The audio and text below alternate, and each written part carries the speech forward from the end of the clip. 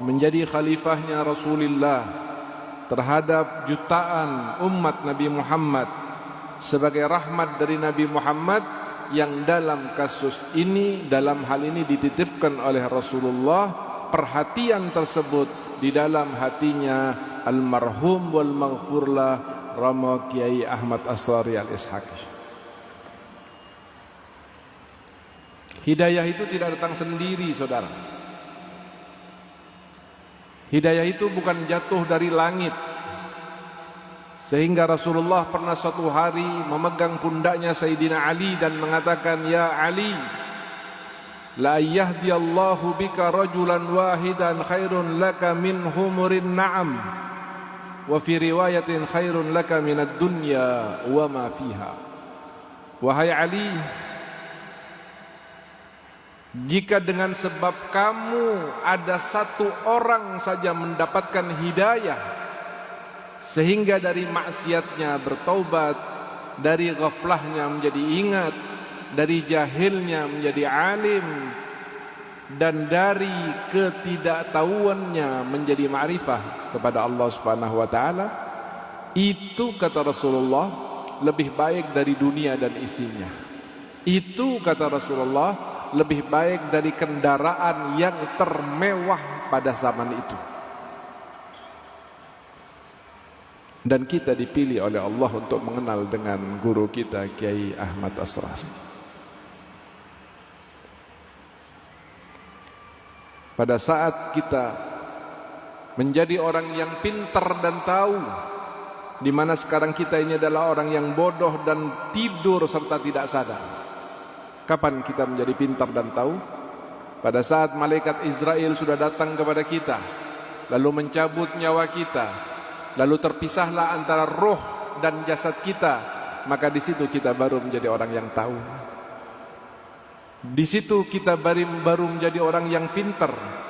Karena yang selama ini, ketika kita tidak kokoh di atas tariqah, maka kita tidak akan pernah tahu mana yang ikhlas, mana yang riya, mana yang sia-sia, mana yang manfaat. Tetapi pada saat kita sudah masuk ke alam barzakh, sebagaimana guru kita Kiai Ahmad Asrari dan guru kita Al-Habib Umar bin Hamid Al-Jailani, yang di bulan yang sama menunjukkan kesamaan hati, niat dan tujuannya, diwafatkan oleh Allah di bulan yang sama, di negeri yang sama. Dan kemungkinan beliau berdua sekarang sedang dipertemukan oleh Allah,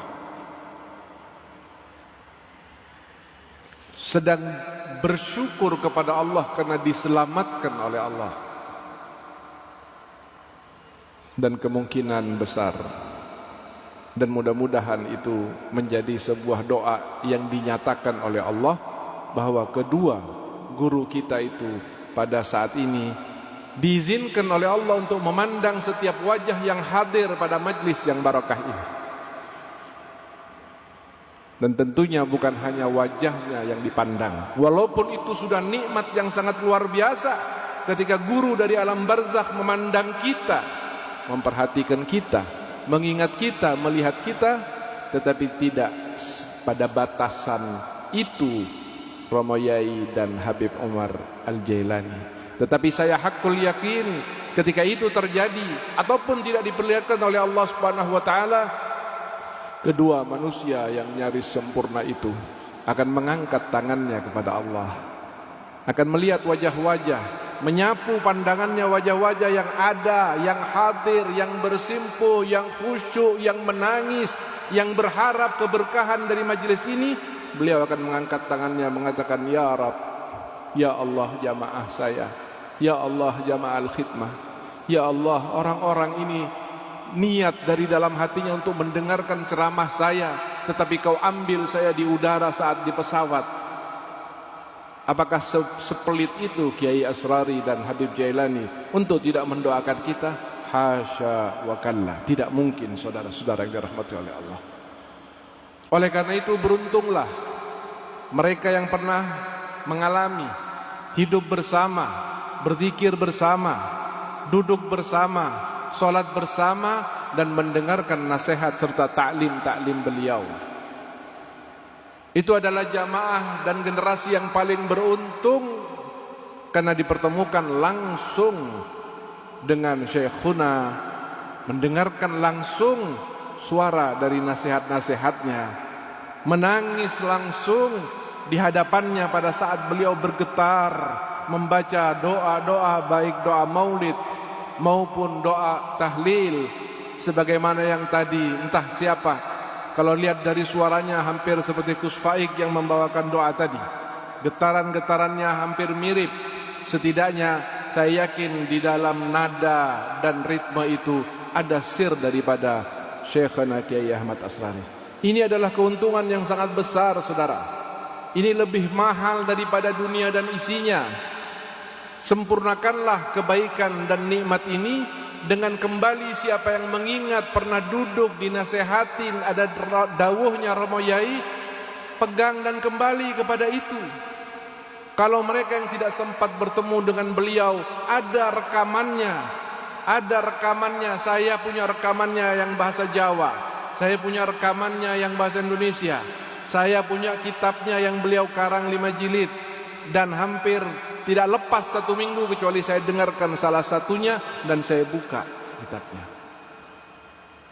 Ungkapan-ungkapannya adalah ungkapan yang pada saat beliau hidup saya tidak merasa terlalu istimewa. Tetapi sekarang, saat ini, pada akhir-akhir ini setelah beliau kembali ke rahmatullah, saya melihat apa yang beliau tulis, apa yang beliau ucapkan, apa yang beliau pesankan adalah potongan-potongan cahaya Rabbaniyah yang jika seandainya mu'taqid kepadanya, bertawassul kepada Allah lewat pembicaraannya, lewat ta'limnya, lewat doanya, saya yakin akan dikabulkan oleh Allah sebagai penghormatan dari Allah kepada seorang sosok manusia yang setiap hari dari pagi sampai malam, dari mulai hartanya sampai tenaganya, pikirannya bahkan keluarganya diserahkan semuanya kepada Allah sebagai infak untuk kebaikan kaum muslimin, untuk kesadaran kaum muslimin, untuk tersambungnya hatinya kaum muslimin umat Nabi Muhammad kepada Allah Subhanahu wa taala, khususnya dari jamaah Al-Khidmah yang semoga diberkahi selalu oleh Allah Subhanahu wa taala.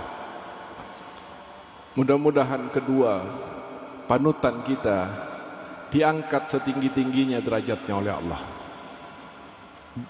disandingkan dengan junjungan dan kecintaannya Nabi Muhammad SAW.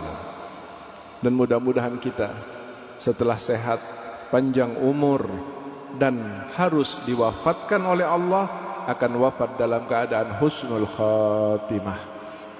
Dan tidak cukup itu ya Allah, kami memang menginginkan husnul khatimah, tetapi kesempurnaan husnul khatimah akan semakin nyata bagi kami ya Allah jika seandainya umur kami telah kau cabut, kau jadikan Romo Yai dan Habib Umar, khususnya Rasulullah, menyambut kedatangan roh kami ke dalam kelompok-kelompok mulianya. Amin ya Rabbal Alamin.